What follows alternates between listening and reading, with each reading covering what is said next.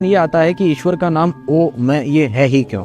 तो इसके पीछे भी लंबी स्टोरी है, बट शॉर्ट में बताऊं तो जब सृष्टि की रचना हुई थी तो उसमें प्रकृति तत्व है। प्रकृति तत्व भी एक अगेन डिफरेंट टॉपिक है, उस पर पूरी चर्चा हो सकती है। उसकी साम्य अवस्था मतलब इक्विलिब्रियम जब भंग हुआ तो पहली जो आवाज थी, जिस ध्वनि से, जिस नाद से उस इक्विलिब्रियम को भंग किया गया, वो ओम की ध्वनि थी, ओम रश्मि थी। तो जिस ध्वनि से परमात्मा सबसे पहले नाद करते हैं वही उसका नाम हुआ, क्योंकि सुनाई वही दे रही है, परमात्मा के रूप में मैनिफेस्ट ही वही हो रही है। ये कुछ खाली शंख हैं भारत में पड़े हुए, इनके पास कुछ काम नहीं है तो सूडो साइंस फैलाने का काम करते हैं ये।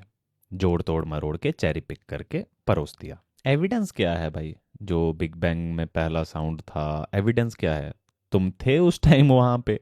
और स्पेस वैक्यूम है, वहां पे साउंड जैसी कोई चीज है नहीं जो तुम्हें ओम सुनाई देगा। बिग बैंग की बात करने वालों में यही तो दिक्कत है इन खुले शंखों की, कि भाई वो एक्सपेंशन था। एक्सपेंशन मतलब समझ रहे हो, फैलाव।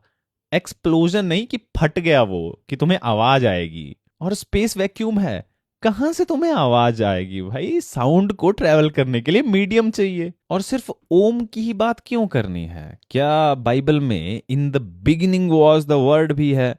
वो भी कॉस्मिक साउंड नहीं हुआ क्या उस हिसाब से? तो इसलिए परमात्मा को ओम कहा जाता है, और वही ध्वनि इतनी पवित्र है कि वो हर मंत्र से पहले लगाई जाती है। और उसी ध्वनि को जब हम बोल के देखते हैं तो वो जो आप ब्रेन पे इफेक्ट्स और सारी चीजें रिसर्च बोल रहे हैं, तो वो चीजें फिर जुड़ती जाती है। ये जो पवित्रता वाली बात है, ये एक फिलॉसफिकल और सिंबॉलिक बात है। जैसे क्रॉस ईसाइयों के लिए पवित्र है। एंशियंट जो ऋषि थे हमारे, उन्होंने मेडिटेशन के थ्रू जो इंटरनल वाइब्रेशन है उसको एक्सपीरियंस किया, इसलिए पोइटिक तरीके से उन्होंने यूनिवर्स का साउंड कहा। लेकिन यहाँ पे भाई ये जो सूडो साइंस वाले हैं, उनको वैज्ञानिक बना के बैठ गए कि उनको बिग बैंग का पता था, उससे पहले का पता, क्या क्या नहीं पता था उनको।